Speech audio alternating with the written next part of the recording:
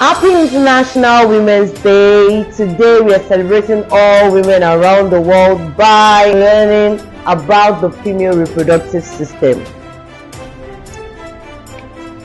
This is an overview of the female reproductive system, and the first part we're looking at is our ovary. The function of the ovary is to release egg during ovulation. Apart from releasing egg, it also plays a very vital role in releasing hormones like your progesterone and estrogen. Now, this is an egg that has been released by the ovary. Now, fertilization of this egg takes place in the fallopian tube.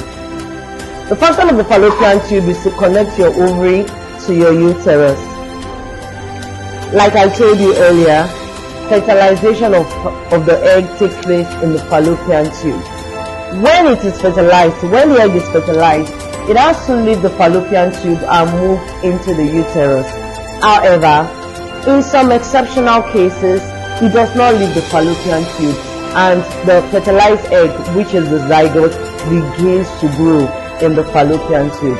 In such a case, that is an ectopic pregnancy, which is very risky to the baby and of course to the mother. So let's move on. When an egg is fertilized, it becomes a zygote. It moves into the uterus. Another name for your uterus is your womb. Now, this is where implantation of the fertilized egg takes place. The size of the uterus is just like the size of a clenched fist, and it helps to support the development of your zygote, which is the fetus. As the baby begins to develop, your uterus enlarges. Another thing you should note about your uterus is that your uterus, on the wall of your uterus, you have nutrient-rich blood and tissue that helps to support the baby's development. The next is our endometrium. Your endometrium is the wall of your uterus, and like I said earlier on, that is the nutrient-rich blood and tissue that helps to support the fertilized zygote. Now, when there is no fertilization, this is what is shed during menstruation.